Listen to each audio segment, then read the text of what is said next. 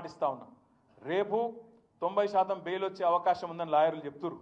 వస్తే సంతోషం, వస్తే సంతోషం.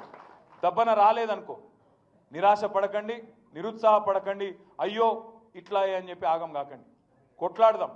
ఇమ్మీడియట్గా ఎల్లుండే హైకోర్టు కోతాం. హైకోర్టులో ఎంత బెస్ట్ లాయర్ని పెట్టాలనో వాళ్ళని పెడతాం.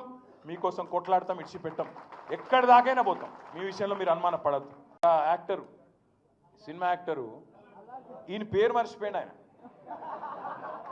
చెప్పేటప్పుడు పేరు మర్చిపోయాడు. తెలంగాణ సీఎం అని చెప్పి అటు ఇటు చూసిండు కొద్దిగా. మనవానికి ఆయన ఎక్కడన్నా తలిగింది. అయితే నేనేమంటున్నా, గింత అన్యాయం అని పేరు మర్చిపోతే జైలు పెడతావు. ఇక గట్ల తయారైండు మన చిట్టినాయుడు. కూటి అన్నాడు, మన్నన్నాడు, మశానం అన్నాడు, ఏది లేదు, ఉన్నదే పోయింది. ఉన్న రైతు బంధే ఎగ్గొట్టినోడు కొత్త ఏమని ఇస్తాడా?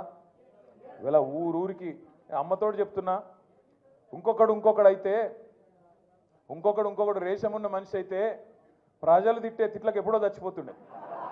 రేవంత్ రెడ్డి కాబట్టి బతుకున్నాడు. పురాగా సిగ్గు తప్పినోడు, పురాగా ఇజ్జత్ లేనోడు కాబట్టి బతుకుతున్నాడు. కానీ ఇంకోడైతే ఎప్పుడన్నా ఆయన ఓ బకెట్లో నీళ్లు పోసుకొని ఆయన నీళ్ళలో దిగి చచ్చిపోతుండే. అరే మేము పోయినాం, సంగారెడ్డి జైలుకి పోయినాం, చెర్లపల్లి జైలుకి పోయినాం. ఎక్కడైతే నరేందర్ అని ఉన్నాడో పోయి కలిసినాం. మీ నాయకుడు ఎంత గొప్పవాడంటే పట్నం నరేందర్ రెడ్డి. మేము చెర్లపల్లి జైలుకి పోతే నేను, సబితక్క, మహమూద్ భాయ్, ఇంకా మా లక్ష్మారెడ్డి గారు అందరం పోతే శ్రీనివాస్ గౌడ్ సాబ్ కూడా వచ్చిండే. ఏమన్నాడు ఎరికైనా నరేందర్ రెడ్డి?